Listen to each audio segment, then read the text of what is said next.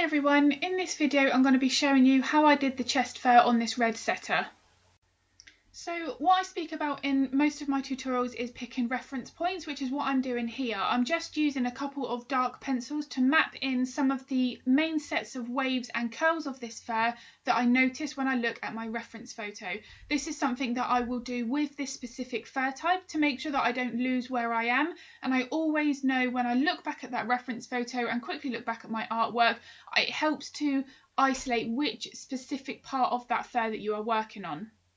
Now, to put this base layer down, I'm using my preferred method of sanded soft pastel sticks, and I'm using a soft makeup applicator tool there to apply that pigment to my Pastelmat paper. If you've seen my videos here on YouTube and also on Patreon, you'll know that this is definitely my preferred way of getting my base layers down. I have got some pan pastels, but I think at the moment I'm still going to be using this as my main method for putting the base layers down.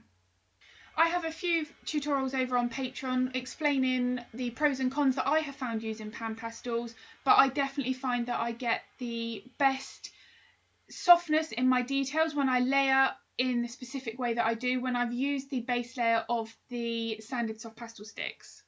Now, the much slower version of this is available over on Patreon, which I will link in the description below.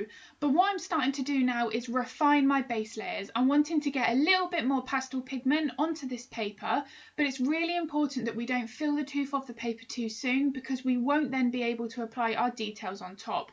It's one of the most common questions that I'm asked, in that the pencils can sometimes glide over the base layers. Now, if that is happening, it is usually because you filled the tooth of the paper too soon during your base layer stages. Now, this can be quite common if you are using pan pastels to apply that pigment to your paper. My preferred way of using pan pastels is actually to use a sheet of tracing paper to mix some of that pigment together to get some of that off of your soft tool, so that you're not then filling and flooding the tooth of that paper with the pan pastels. I have found that by doing that, I've never actually filled the tooth of the paper when using pan pastels, but I do know it's a common complaint that some people have experienced when using them. Now, in the video on Patreon, I've got a few references throughout the tutorial showing you the Gaussian blur effect that you can apply to your reference photo when working on a fur type like this. I do find it really helps, because what we don't want to be doing at this stage is drawing any kind of detail. We want to be just focusing on the fur that's closest to the skin and building up from there. A Gaussian blur to your reference photo and adjusting the strength of that blur at various stages depending on the layer of the fur that you're working on can make a real difference in achieving that more realism in your artwork if it is something that you find challenging in drawing the detail in your artwork too soon. Now, drawing the details on any portrait is personally my favourite part of the portrait, so I do know that when I first started doing pet portraits, it was something that I found quite challenging, and I wanted to make sure I put all those details in too soon. The problem with that is, if you don't have a good enough base foundation, you're never going to be able to have that depth in the fur and that realism that we're after. So the Gaussian blur effect, and I talk about this in a lot of my tutorials on Patreon, can really help if you do struggle with adding too much detail too soon.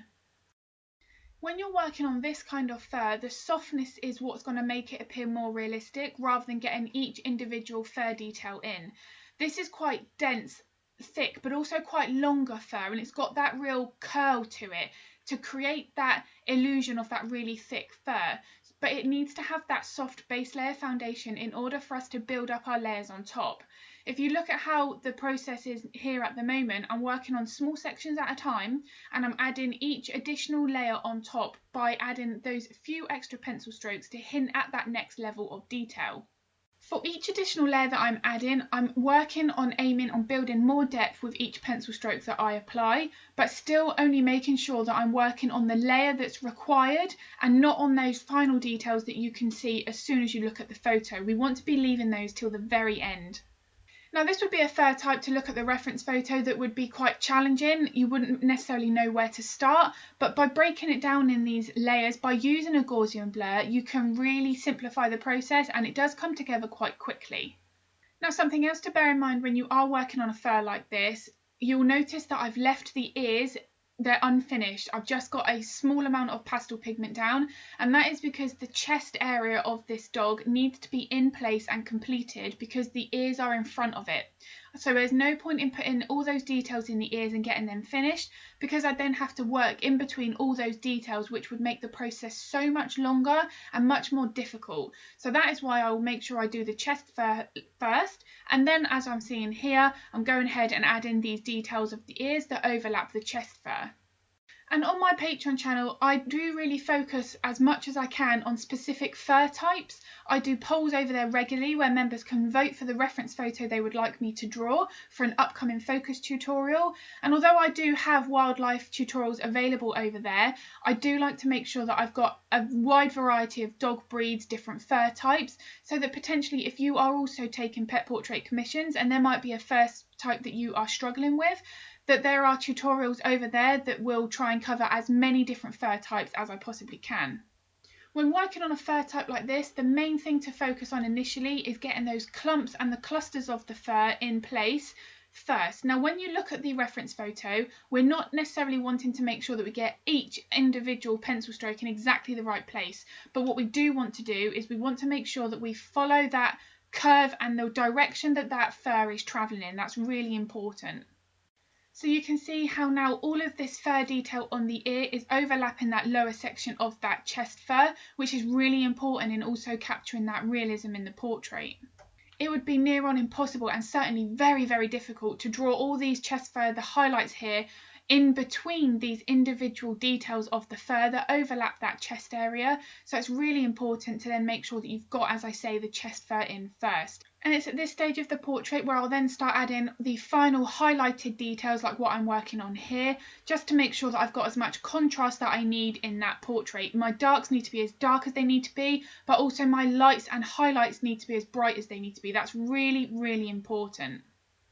One thing that I do recommend as well is to put your artwork away for 1 or 2 days and then look at it again with fresh eyes, so that you can notice any changes that you might need to make, adjust any little minor tweaks that you might need before you call it finished, just to make sure that your artwork is good as it possibly can be.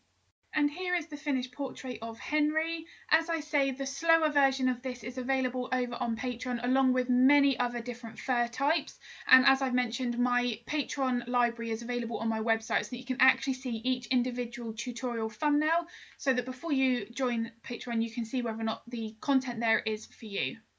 So I hope this video was of use. Thank you very much for watching. If it was, I would really appreciate if you gave it a thumbs up and hit the subscribe button and the bell button so you get notified of future content. And I will be uploading my next video here to YouTube very soon.